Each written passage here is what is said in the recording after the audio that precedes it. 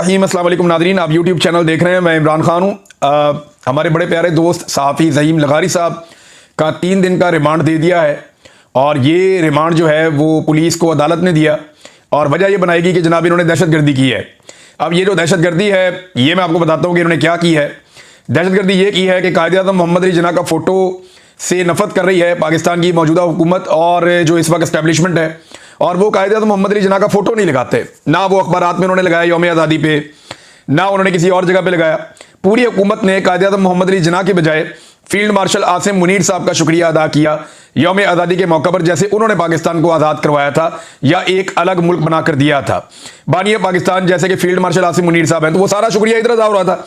तो पाकिस्तानियों ने और ख़ासतौर पर पाकिस्तान तहरीक इंसाफ ने इस पर कॉल भी दी थी कि कायद-ए-आज़म मोहम्मद अली जिन्ना की तस्वीर लेकर लोग निकलेंगे और अपने अपने सोशल मीडिया पर भी लगाएंगे। अब ये ज़हीम लगारी साहब का कसूर ये है कि ये उसकी कवरेज के लिए निकले और उसकी कवरेज करने के लिए बाहर आए, और जो लोग कायद-ए-आज़म मोहम्मद अली जिन्ना की फ़ोटोज़ लेकर आए थे उनको सोशल मीडिया के ऊपर दिखाया, अपने प्लेटफॉर्म के ऊपर दिखाया, तो इन्हें वहां से गिरफ्तार कर लिया गया और इनके ऊपर डाल दिया गया दहशतगर्दी का मुकदमा। आज के दौर में अगर कायद-ए-आज़म मोहम्मद अली जिन्ना होते ना तो मौजूदा एस्टेब्लिशमेंट उन पर भी दहशतगर्दी का मुकदमा डाल देती। वैसे ये ऐसा पहली दफ़ा नहीं कर रही है लोग। फातिमा जिन्ना साहिबा के साथ यही किया था। फातिमा जिन्ना को भी इंतशारी करार दिया गया। फातिमा जिन्ना साहिबा के भी घर के जो है वो कनेक्शन काट दिए गए। फातिमा जिन्ना साहिबा का जो है वो ज़िंदगी उनकी अजीरन कर दी गई। उनके साथ जो लोग खड़े हुए उनके साथ जुल्म किया गया। कायद-ए-आज़म मोहम्मद अली जिन्ना के साथ क्या किया गया, उनकी एम्बुलेंस के साथ क्या हुआ और उन्हें कहाँ पहुँचाया गया और ज़िंदगी के आखिरी दिन उनके कैसे गुजरे, ये भी पाकिस्तान की एस्टेब्लिशमेंट के रिकॉर्ड का हिस्सा है। तो कायद-ए-आज़म से ना ये सिर्फ सौदा बेचते हैं कायद-ए-आज़म का, और कायद-ए-आज़म को सिर्फ इनको कायद-ए-आज़म से उतना ही प्यार है जितनी कायद-ए-आज़म की फ़ोटो नोट के ऊपर लगी हुई है। उसके अलावा इनका बस चले तो ये अपनी फ़ोटो लगा दें नोट के ऊपर। कायद-ए-आज़म की तस्वीर से इतनी नफरत कि जिन लोगों ने तस्वीर उठाई उन पर दहशतगर्दी के मुकदमे दर्ज कर दिए गए और जज साहब ने भी बगैर कुछ देखे उनका 3-3 दिन का रिमांड दे दिया है।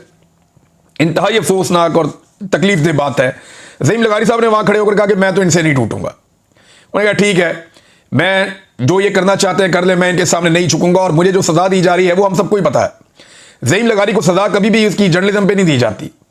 सजा दी जाती है कि ये मरियम नवाज को एक्सपोज क्यों करता है। वो जहां पे मरियम नवाज की कोई करप्शन, कोई चीज़, कोई गलत, वो कोई चीज़ देखते हैं वो निशानदेही करते हैं और इस वजह से उसके खिलाफ कार्रवाई की जाती है। बहुत सारे सहाफ़ियों को और भी इसीलिए निशाना बनाया जाता है। और आजकल जो उन्होंने एक सिलसिला पकड़ा हुआ है जलसों में जाकर ये बताने का कि जनाब इस जलसे के अंदर जो लोग आए हुए हैं उनका PMLN से कितना ताल्लुक है, तो उसे देखें ना, PMLN का वो जलसा कर ही नहीं पा रहे। नवाज शरीफ जलसा नहीं कर पा रहा, जो नून लीग का सबसे बड़ा लीडर है जिसके नाम के ऊपर यह जमात है, मुस्लिम लीग नवाज शरीफ जलसा नहीं कर पा रहा, तो कोई और क्या करेगा। अब उनके जो नवाज शरीफ साहब के जूनियर्स हैं वो कोशिश करते हैं कहीं पे छोटा मोटा कोई प्रोग्राम करने की, ये कैमरे लेकर पहुंच जाते हैं, वहां जाके लोगों से पूछते हैं जी आपका इनसे क्या ताल्लुक है, वो कहते हैं मैंने जानते ही नहीं। आप यहां क्यों आए हैं जी, हम तो रोटी खाने आए हैं। नहीं तो आप किसके साथ हैं जी, हम इमरान खान के साथ हैं। अब जब उनके जलसों के अंदर से इस तरह के इंटरव्यू ज़हीम लगारी साहब करेंगे या वो आगा शेख सरवर साहब करेंगे तो फिर इनके खिलाफ निज़ाम इसी तरह पागल होकर पड़ जाएगा। अब क्योंकि इस वक्त जो मौजूदा हुकूमत है उसको एस्टेब्लिशमेंट का पूरा आशीर्वाद है, बल्कि ये एस्टेब्लिशमेंट नहीं बनाई है और उन्हीं की हुकूमत है, लिहाजा एस्टेब्लिशमेंट नहीं चाहती कि उनके बंदों के लिए परेशानी पैदा हो, तो एस्टेब्लिशमेंट भी फ्री हैंड लेके इनके पीछे पड़ी हुई है। अब ये जनाब पाकिस्तान में सूरत हाल है और इसकी सज़ा ये लोग काट रहे हैं। बहरहाल कब तक ये जुल्म करेंगे, एक दिन आएगा जुल्म की ये रात ढल जाएगी और एक ऐसा सवेरा होगा जो हम सारे पाकिस्तानी देखेंगे और पाकिस्तान में इंशाल्लाह सहाफत भी एक दिन आज़ाद हो जाएगी। अब जिस मरियम नवाज के खिलाफ ये तनकीद करते हैं उनकी तरह हालत चेक करें आप। चले किसी और की नहीं, मैं इन लोगों का एक हमायती है साजिद तारड़ साहब, उन्हीं का ट्वीट निकाल के मैं आपको पढ़ के सुनाता हूं कि वो क्या कह रहे हैं और अंदाजा करें आप इनके हालात कहां पे पहुंच गए हैं बेचारों के। ये देखें आप, साजिद तारड़ साहब पूछ रहे हैं कि बड़े मैच्योर जर्नलिस्ट ने उनको रिपोर्ट किया, उनको बताया कि पंजाब की जो चीफ मिनिस्टर है वो जापान चली गई है एक एक्सपो को अटेंड करने के लिए। एक एक्सपो लगी हुई है जापान में, बहुत सारे लोग दुनिया से जा रहे हैं। मुझे भी कुछ दोस्तों ने दावत दी थी कि आप भी आएँ, आपकी देखें, बड़ी ज़बरदस्त एक्सपो होती है। तो वो कह रहे हैं जी कि वो एक्सपो देखने के लिए चले गए हैं। ये होती रहती हैं, जापान में होती हैं, चाइना में होती है, चाइना में सुना फिर आने वाली है, वो दोस्त कह रहे थे वहाँ जाना चाहिए, जाकर देखना चाहिए। और दुनिया में दुबई में होती है, बहुत सारी जगहों पर होती है, यूरोप में होती है एक्सपोज। तो वो ये कहते हैं जनाब जापान में कोई एक्सपो है जो अटेंड करने के लिए मरियम नवाज साहब कुछ 40-50 लोगों का डेलीगेशन लेकर हुकूमत की जानिब से वो पहुंच गई हैं वहां पे, और साथ उनके जो है वो उनके ज़ाती मुलाजमीन भी गए हैं और मेकअप आर्टिस्ट भी गए हैं, यानी ज़ाती मुलाजमीन भी मेकअप आर्टिस्ट भी। और ये गए किस खर्चे में, सरकारी खर्चे में सारे के सारे पहुंच गए कहां पे, जापान में। और ये मुगल अंपायर उन्होंने करार दिया कि जनाब अभी तक पाकिस्तान के अंदर आईएमएफ के खर्चे पे एक मुगल अंपायर चल रही है, क्या कोई इसका जवाब दे सकता है? वो जवाब किसने देना है? अदालतों से आप पूछ सकते हैं ये चीज़ें, अदालतें पूरी तरह से जो है वो कंप्रोमाइज्ड हैं। अवाम इसका इंतकाम ले सकते हैं वोटों के जरिए से। एस्टेब्लिशमेंट वोटों की गिनती नहीं होने देती, वो जाली फॉर्म 47 जारी कर देती है।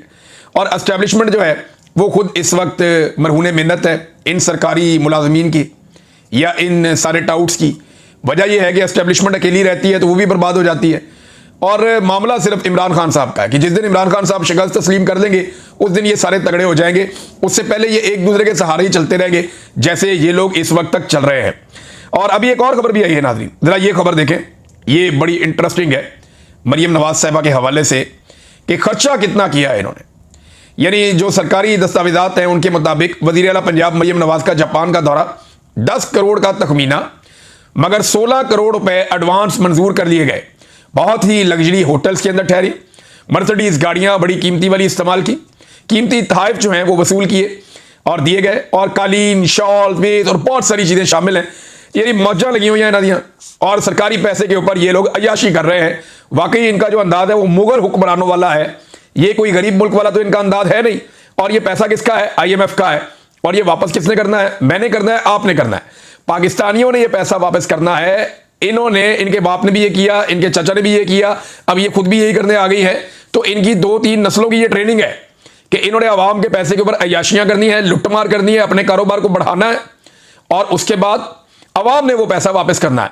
और अगली दफा इन्होंने फिर नारे लगाकर आ जाना, और अवाम से कमीशन खाने के लिए ये ऐसे मंसूबे लेकर आते हैं जिनमें कमीशन इनको बैरून मुल्क मिल जाती है। मिसाल के तौर पे बड़े बड़े स्ट्रक्चर्स बनाएंगे, बहुत बड़ी बड़ी इमारतें खड़ी कर देंगे, बहुत अजीबोगरीब किस्म की वो चीज़ें ले आएंगे पाकिस्तान में जिनकी पाकिस्तानियों को ज़रूरत नहीं है। पाकिस्तानियों को तालीम चाहिए, रोटी चाहिए, टेक्निकल एजुकेशन चाहिए, चादर और चारदीवारी का तकद्दुस चाहिए, और पाकिस्तानियों को जो चीज़ें चाहिए वो चीज़ें नहीं दे रहे। यहाँ पे 45% पाकिस्तानी गुर्बत की लकीर से नीचे चले गए हैं और इनकी अय्याशियाँ ख़त्म नहीं हो रही। सुहेल बड़ाई साहब के कॉलम का बड़ा तस्करा हो रहा है, बार बार बात हो रही है, तो देखें उन्हें ना ज़्यादा संजीदा लेने की ज़रूरत नहीं है। उनकी ये पुरानी आदत है, वो हमेशा से जो हाजिर ड्यूटी अफसरान होते हैं उनकी खुशामद करते हैं, हमेशा से उनकी गेम चुक कर रखते हैं। जो भी जर्नैल इस वक्त मौजूद होगा इक़्तिदार में, सुहेल बड़ाई साहब का फेवरेट होगा, और वो उसके लिए नहायत ही बाअदब और बड़े शानदार अल्फाज उसको हमेशा वो खराज तहसीन पेश करेंगे। लेकिन जब कोई जर्नैल रिटायर हो जाता है तो उसके बारे में कुछ बातें करके वो अपने आप को इनकलाबी भी साबित कर देते हैं। 2019 का एक कॉलम देखें, नवाज शरीफ साहब से इनकी वाबस्तगी कैसी है और मियाँ साहब से सुहेल बड़ाई साहब कितना प्यार करते हैं, जरा देखें आप। आज इमरान खान की जेल आपने देख ली कैसी काट रहा है। अब जरा आप नवाज शरीफ की जेल के बारे में 2019 में जब नवाज शरीफ डील कर रहे थे और डील करके फौरी तौर पे बरतानिया पहुंच गए थे, उस वक्त का सुहेल बड़ाई साहब का डील से बिल्कुल चंद दिन पहले का ये कॉलम जरा चेक करें आप। उसने जेल के अंदर मुदाफियाना मज़ाहमत शुरू कर रखी है। वो हरफे शिकायत ज़बान पर नहीं लाता, बीमारियों का इलाज करवाने को तैयार है, अस्पताल शिफ्ट होने को तैयार नहीं है, वो हुकूमत की मर्जी की डील करने को भी तैयार नहीं है। वो हमेशा से जिद्दी था, अब भी जिद्दी है। खामोश हो गया मगर मौक़िफ़ बदलने को तैयार नहीं। वो जारहियत नहीं कर रहा मगर सरेंडर करने को तैयार नहीं। वो ताहाल जीत नहीं सका मगर वो शिकस्त तस्लीम करने को तैयार नहीं। ये जनाब 2019 में सुहेल बड़ाई साहब ने ज़मीन आसमान के खिलाफे नवाज शरीफ साहब के मिलाए हुए थे। अस्पताल नहीं जाएगा, नवाज शरीफ साहब अस्पताल पहुंच गए, पूरा टब्बर अस्पताल पहुंच गया उनका। बाहर ख्वाजा आसिफ कहते हैं 100 बंदा नहीं आता नवाज शरीफ को देखने के लिए। तो ये नवाज शरीफ साहब की लाहौर में हालत थी। फिर वो कहते हैं अस्पताल शिफ्ट होने को तैयार नहीं, वो अस्पताल शिफ्ट भी हो गया। वो डील करने को तैयार नहीं, वो डील करके भी निकल गया। वो हमेशा से जिद्दी था, अब भी जिद्दी है। कौन सी जिद्द है? जूते पॉलिश करना शुरू कर दिया उसके बाद। खामोश हो गया मगर मौक़िफ़ बदलने को तैयार नहीं। और भाई वो खामोश इसलिए हुआ और उसकी बेटी, क्योंकि उनकी डील हो रही थी एस्टेब्लिशमेंट के साथ। उन्हें कहा गया था कि ट्विटर पे या कोई स्टेटमेंट तुमने देना नहीं है, तो उन्होंने बयान देना बंद कर दिए थे। सरेंडर करने को तैयार नहीं है और सारा कुछ सरेंडर करके 50 रुपए का स्टाम्प पेपर लिख के दिया अदालत में, फिर पाकिस्तान से निकलकर बाहर गया प्लेटलेस गिराकर। वो ताहाल जीत नहीं सका मगर शिकस्त तस्लीम करने को तैयार नहीं है। हद हो गया। इमरान खान के बारे में लिखते हैं कि खान साहब आप माफी क्यों नहीं मांगते? खान साहब अल्लाह का वास्ता आप माफी मांग लें। खान साहब अल्लाह का वास्ता, रब का वास्ता, पता नहीं कौन कौन से वास्ते खान साहब को डाल देते हैं, पाकिस्तान का वास्ता डाल देते हैं कि खान साहब आप माफी मांग लें। ये सुहेल बड़ाई का कॉलम आता है। नवाज शरीफ के दौर में कॉलम आता है वो ताहाल जीत नहीं सका मगर वो शिकस्त तस्लीम करने को तैयार नहीं। यानी ये सुहेल बड़ाई साहब की टोटल जो सहाफत है वो आपको यहां पे इन चंद जुमलों में पता चल जानी चाहिए। इन्होंने तो इलेक्शन से एक दिन पहले कह दिया था कि जनाब नून लीग की हुकूमत बन रही है, बहुत बड़ी वाज़ेह अक्सरियत आ रही है, पीपल्स पार्टी की अपोजिशन बन रही है, और तीसरे नंबर की जो जमात होगी पाकिस्तान में वो पीटीआई होगी। ये एक दिन पहले का इस महातज्जियाकार का तज्जिया है सुहेल वड़ाइच का, इलेक्शन से एक दिन पहले का। सुहेल वड़ाइच का इलेक्शन से एक दिन पहले का जो महातज्जिया था वो ये था कि पहले नंबर की जमात नून लीग, सादा अक्सरियत, वो हुकूमत बना लेंगे। दूसरे नंबर की जमात जो है वो पीपल्स पार्टी, बिलावल जो है वो अपोजिशन लीडर बनेगा, और तीसरे नंबर की घटिया तरीन जमात फारग तरीन पीटीआई। अगले दिन लोगों ने वो लितरॉल की अगले दिन लोगों ने कि पाकिस्तान की सबसे बड़ी वाज़े अक्सरियत के साथ, 2/3 अक्सरियत के साथ अवाम ने वोट डालकर पाकिस्तान तहरीक इंसाफ को जितवा दिया। फिर इनके मालिकों ने इतनी धांधली की कि टका के धांधली करने के बावजूद पाकिस्तान तहरीक इंसाफ को फिर भी ये 90 सीटों से नीचे नहीं ला सके, और फिर भी पाकिस्तान तहरीक इंसाफ कौमी असेंबली में सबसे बड़ी जमात बनकर गई। ये तो इनका टोटल तज्जिया या औकात है। वो ये इतनी इधर उधर ऐवानों के अंदर बैठ के वज़ीर आज़म के साथ फोटो ले लिया, इसके जहाज में फिर दिया, उसके हेलीकॉप्टर में बैठ गए, उसके पास नाश्ता कर लिया, उसके पास खाना खा लिया, रात का खाना वहां पे तय वहां पे खा लिया, फलाने ने मुफ्त टिकट दे दिया, फलां जगह पे ट्रैवल कर लिया। ये इतनी सहाफत है बस। ना इन्हें अवाम का पता है, ना इनका अवाम की पल्स के ऊपर हाथ है, इनको किसी बात का आइडिया नहीं है। इन्होंने मौजें पता क्यों की हैं? इसलिए कि जब इन्होंने जर्नलिज्म शुरू किया ना, तब बहुत सारे लोग सहाफत में आए ही नहीं थे, लोगों को आइडिया ही नहीं था उस वक्त। और जब नौजवान सहाफत में आए वो लोग जिन्होंने सच्चाई का सामना किया और सच्चाई को बयान करना शुरू किया, तो इन जैसे लोग जो है बहुत बुरी तरह एक्सपोज हो गए। नाज़रीन, एक स्टेटमेंट आया डॉक्टर उस्मान जो जबरी तौर पे लापता हो गया था अगस्त के दूसरे हफ्ते में, अब अगस्त के तीसरे हफ्ते में उसका स्टेटमेंट आया। एक एतराफ़ी बयान है जिसमें वो ये कह रहा है कि उसने आला तालीम याफ्ता होने के बावजूद दहशतगर्दों की सहूलतकारी की है और ये रास्ता चुना है। फिर उसने 2-3 वाक़यात भी बताए। फिर कायद-ए-आज़म यूनिवर्सिटी में, पेशावर यूनिवर्सिटी में वो पढ़ा है, 18वें ग्रेड का लेक्चरर है। लेकिन चंद सवालात यहाँ पैदा होते हैं। एक तो ये है कि अगर ये बंदा दहशतगर्दों की सहूलतकारी कर रहा है तो भाई कानून के मुताबिक गिरफ्तार करो ना, अदालत के अंदर पेश करो ना, अदालत के अंदर जाकर ये बंदा स्टेटमेंट दे। ये क्या तरीका है कि अदालत के अंदर वो बंदा पेश हुआ नहीं, मीडिया को पहले एक वीडियो जारी कर दी और वज़ीर आला ने उसके ऊपर एक प्रेस कॉन्फ्रेंस भी कर दी। मामला यह है कि किसी भी शख्स को आप जबरी तौर पे लापता करें तो उससे जो मर्जी स्क्रिप्ट आप पढ़वा लें। अब अगर आप वो वीडियो देखें तो उसके अंदर एडिटिंग भी है। अगर इस आदमी ने वाकई ये सारा कुछ इस तरह हुआ है तो मीडिया को बुला के सामने बैठाते कि जनाब आए और बैठे। इन्होंने एहसान का एक इंटरव्यू करवाया था ना सलीम साफी से, तो मैंने ISPR से कहा जी मेरा भी एक इंटरव्यू करवाएं, तो उसके बाद उन्होंने फ़ोन सुनना बंद कर दिया उस बंदे ने जो इंटरव्यू करवा रहा था। उन्हें नहीं, इमरान भी हम करवाते हैं आपका, लेकिन फिर उसके बाद पता चला एक दिन कि एहसान साहब चले गए हैं, कहीं चले ही गए हैं। तो ये जनाब फिक्स मैच ऐसा लगता करते हैं। जबरी तौर पे लापता करना किसी सूरत भी कोई ऑप्शन हो ही नहीं सकता। जबरी गुमशुदगी, एक आदमी को जबरी तौर पे लापता कर दिया। मिसाल के तौर पे थोड़ा सा पहले हमने वीडियोस देखी जहां पे पाक फौज के कुछ ऑफिसर पकड़े गए थे, तो वो वही कुछ बोल रहे थे ना जो उनको वहां पे दहशतगर्द कह रहे थे। वो तो दहशतगर्दों के खिलाफ कोई बात नहीं कर रहे थे, बल्कि वो बातें कर रहे थे जो दहशतगर्द सुनना चाहते थे या कहलवाना चाहते थे। तो अगर कोई आदमी किसी जबरी तौर पे लापता हो जाए या इलीगल डिटेंशन में हो, किसी के पास जबरी तौर पे उसे गुमशुदा किया गया हो, तो उसका जो स्टेटमेंट आए उसकी वो कानूनी हैसियत नहीं होती। कानूनी हैसियत उस चीज की होती है जो कानून के मुताबिक चीजें होंगी। भी इसको हमने गिरफ्तार किया था, ये कानूनी तौर पे इसकी गिरफ्तारी है, उसके बाद हमने फला हकायक चेक किए थे, इससे फला चीज हमने बरामद कर ली है, मजीद काम हमने ये करना है, हम इसको अदालत में पेश कर रहे हैं, इस बंदे का अदालत में स्टेटमेंट ले लिया जाए। ये तो है कानूनी तरीका। अब गैर कानूनी तरीके से आप करेंगे तो आप जितना मर्जी अच्छा काम भी करेंगे उसके अंदर भी महंगे डल जाएगी, और डलनी भी चाहिए, क्योंकि जो काम कानूनी जवाब नहीं रखता उसको आप कोई भी अहमियत नहीं दे सकते। नाज़रीन, इमरान खान साहब का केस जो है वो कल सुबह 9 बजे लगेगा और सुप्रीम कोर्ट ऑफ पाकिस्तान में लगेगा। 9 मई के हवाले से उनका केस लगेगा। पाकिस्तान तहरीक इंसाफ के जो वकला हैं उनका एक बड़ा इम्तिहान है कि वो इमरान खान साहब के केस को कैसे अदालत के सामने रखते हैं। यहाँ पे झूठे गवाह हैं, यहाँ पे एक मेज़ के नीचे छुपा हुआ है, कोई सोफे के नीचे, कोई पर्दे के पीछे, ये किस तरह के गवाह है ये सारा मामला। बल्कि मैं ये बार बार कहता हूँ कि वो टेबल उठाएं, सुप्रीम कोर्ट ऑफ पाकिस्तान लेकर जाएं और याह्या अफरीदी के सामने रख दें कि जनाब बताएं, ये गवाह को बुला के उसे कहें टेबल के नीचे छुप के दिखाए, इस टेबल के नीचे गवाह को घुसा के दिखाएं, आप हमें पूछें याह्या अफरीदी साहब से। तो याह्या अफरीदी साहब सुन रहे हैं, जस्टिस मोहम्मद शफी सदीकी साहब सुन रहे हैं, जस्टिस मियां गुल हसन औरंगजेब साहब सुन रहे हैं, और ये 9 मई के मुकदमात का केस है इमरान खान साहब का, सुबह लगा हुआ है अदालत में। अब तक तो बहुत नाइंसाफ़ी हुई है, देखते हैं सुप्रीम कोर्ट ऑफ पाकिस्तान इस नाइंसाफ़ी को कैसे जारी रख सकती है। 9 मई का जो एक जालिमाना फैसला है वो मैं आपके सामने रखता हूं, ये जरा नाज़रीन फैसला चेक करें आप। 9 मई का मुकदमा 103/2023 का तहरीरी फैसला जो जारी हुआ, उसमें एजाज चौधरी साहब ने 7 गवाह पेश किए हैं, 7 गवाह पेश किए, मगर अदालत ने यह कहकर गवाहियां रद्द कर दी कि गवाह पाकिस्तान तहरीक इंसाफ के हैं। भाई पाकिस्तान तहरीक इंसाफ के हैं तो क्या वो पाकिस्तानी नहीं है? क्या पाकिस्तान तहरीक इंसाफ के हैं तो वो मुसलमान नहीं है? क्या वो पाकिस्तान तहरीक इंसाफ के हैं तो वो इसके साथ ये शर्त हो गया जो भी पाकिस्तान तहरीक इंसाफ में होगा उसकी गवाही कबूल नहीं की जाएगी? भाई ये क्या क्राइटेरिया है कि वो तहरीक इंसाफ के हैं? और रद्द कर दी गवाहियां।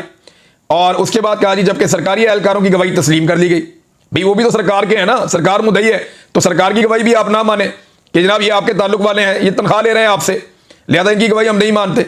आयशा भुट्टा और इमरान खान के गार्ड हाफिज अरशद को सिर्फ नारे लगाने पर 10-10 साल की सजा दी है इन अदालतों ने। ये अदालतें अपने पांव पे खुद कुल्हाड़ा मार रही हैं। अदलिया की तकरीम खत्म हो रही है और जजों को तो परवाह ही नहीं है इस बात की, ज्यादातर कंप्रोमाइज होकर लगे। जो सुप्रीम कोर्ट ऑफ पाकिस्तान का चीफ जस्टिस है वो कभी सवाल ही पैदा नहीं होता था चीफ जस्टिस बन जाता अगर 26वीं आईनी तरमीम ना होती तो। 26वीं आईनी तरमीम के नतीजे में वो चीफ जस्टिस बना है, उसके बाद मौजा ही मौजा। अब जितने जज ज्यादातर बिठाए गए हैं वो सारे के सारे इस सिस्टम के बेनिफिशियरी हैं और वो सिस्टम को वापस डिलीवर भी कर रहे हैं। नाज़रीन, एक वीडियो में देख रहा था, पाकिस्तान तहरीक इंसाफ के एक कारकुन है, उनका नाम है असलम बशीर। उनके घर से 14 अगस्त की एक वीडियो आई है और उसके बाद एक छोटी सी बच्ची है उनकी। पुलिस ने छापा मारा, सारी चीजें तोड़ दी, तबाही फेर दी घर के अंदर। वो छोटी सी बच्ची की मैंने बातें सुनी है, मैं हिलकर रह गया हूं। आप यकीन करें कि उस बच्ची ने जितने हौसले के साथ, यानी बड़े बड़े सियासतदानों में इतना हौसला नहीं होता, बड़े बड़े लोगों की चीखें निकल जाती हैं। जो घर के मनाजिर मैंने देखे उसके बाद उस बच्ची की बात सुनी और जो अज़म और हौसला मैंने उस बच्ची का देखा, ये पाकिस्तान की एस्टेब्लिशमेंट को समझ नहीं आ रही कि उनके साथ क्या हो रहा है। उन्हें पहली मरतबा मैंने कहा था कि आपको टक्कर के लोग मिले हैं और मुझे भी अंदाजा नहीं था कि ये इस कदर सख्त जान लोग हैं। उस बच्ची की बातें सुनने के बाद अगर एस्टेब्लिशमेंट को आप ये बातें सुनाए ना तो उन्हें खौफ आना चाहिए कि पाकिस्तान कहां पहुंच गया है और पाकिस्तानी उनके बारे में क्या सोचते हैं। बड़े बड़े लोगों को मैंने देखा लेकिन इतना हौसला नहीं था जितना इस बच्ची ने बात करते हुए सबूत दिया, हिम्मत का, जवामर्दी का, और वो डटकर खड़ी अपने मौकिफ के ऊपर। और उसका पूरा घर तोड़ा हुआ है, उसकी वालदा को धमकियां लगाई, खवातीन के साथ वहां बदतमीजी की पुलिस ने और बच्चों के साथ बदतमीजी की, लेकिन इसके बावजूद बच्चों का हौसला आप देखें कि वो कैसे खड़े। और पाकिस्तान पे जो नमूने मुसल्लत किए गए हैं उनके हवाले से एक बड़ी इंटरेस्टिंग चीज आई। गिलानी का बेटा हैदर गिलानी, अली हैदर गिलानी, उसका नाज़रीन जरा आप स्टेटमेंट चेक करें। ये स्टेटमेंट आप सुनेंगे तो आप हैरान हो जाएंगे। ये अली हैदर गिलानी है, यूसुफ रज़ा गिलानी का बेटा। वो ये कहता है कायदे आज़म से किसी ने पूछा कि आप मुल्तान नहीं जाते, आप लंदन भी जाते हैं, कराची भी जाते हैं, मुल्तान नहीं जाते। तो वो कहता है जी कि कायदे आज़म ने कहा कि मुल्तान में मेरी सूरत में गिलानी मौजूद है। यार कायदे आज़म ने तो बख्श दो भाई। यानी आप अंदाज़ा करें कि ये हर चीज़ अपने खाते में डाल लेते हैं। भाई कहाँ गिलानी, कहाँ कायदे आज़म। कायदे आज़म एक उसूलों का मीनार, गिलानी कभी इसको पैसे दे, कभी उसको पैसे दे, कभी उससे पैसे ले। एक बच्चा इनका एफिड्रेन के केस में था, वालिद जो है वो एक हार लेके चले गए थे। और इसके अलावा आप ये भी देखें ना कि एक बेटा जो है वो अरकान असेंबली को, उसकी वीडियो मौजूद है, वो पैसा बांट रहा है और उनसे वोट खरीद रहा है कि हमारा बाप जो है वो सेनेटर बन जाए। तो ये कहाँ गिलानी, कहाँ कायदे आज़म। खुदा का नाम लें। अब तारीख को मसक करते करते अब तारीखी शख्सियात के ऊपर भी इन्होंने अटैक कर दिया है। और हालात पाकिस्तान में नाज़रीन ये है कि इस वक्त मुल्की तारीख में पहली मरतबा 50% कपास की फैक्ट्रियां गैर फाल या बंद हो चुकी हैं। वजह यह है कि रुई फरोख्त नहीं हो रही और इसकी एक सबसे बड़ी वजह क्लाइमेट चेंज है, क्योंकि बारिशें बड़ी बेवक्त हो रही हैं, बहुत अजीब तरीके से हो रही हैं। उसकी वजह से आपकी रुई की फसल बहुत मुतासिर हुई है। पहले ही पाकिस्तान में कपास की बहुत शॉर्टेज है, लगातार इसकी पैदावार कम हो रही है और क्लाइमेट चेंज की वजह से एक और बड़ा नुकसान हुआ है, जबकि गवर्नमेंट के पास इन चीज़ों से निपटने का किसी किस्म का कोई सलूशन नहीं है। पंजाब हुकूमत की हालत यह है कि मरियम नवाज साहबा योकोहामा हॉल, ये एक है योकोहामा टाउन हॉल, वहां पे गए दौरा करने के लिए, देखें वहां पे जिद्दत जो है उसको हम पाकिस्तान में लेकर आए। और भाई जापान दुनिया से 50 साल आगे चल रहा है, वो यूरोप से आगे चल रहा है, अब जापान ही पहुंच गए सीधा कि आपने पाकिस्तान को जापान बनाना है। वहां पे उनकी तरफ से 3 बंदे थे और इनकी तरफ से दर्जनों बंदे थे। मरियम नवाज के वफद में दर्जनों लोग थे और वहां जो योकोहामा हॉल है उनकी जानिब से सिर्फ 3 लोग थे। अब यहां से आपको पता चलना चाहिए कि कौमें बनती कैसे हैं। उन्हें आइडिया कि भी जितना काम है उतने लोग जाएं, ये यहां से खर्चे करके जनाब भर के पूरी बारात लेकर पहुंचे हुए हैं जापान में सैर सपाटे के ऊपर। हैरत होती है वैसे मुझे। नाज़रीन बाकी खबरें आपके साथ अगले वीलॉग में शेयर करता हूं। अब तक के लिए इतनी, अपना ख्याल रखिएगा, अपने चैनल का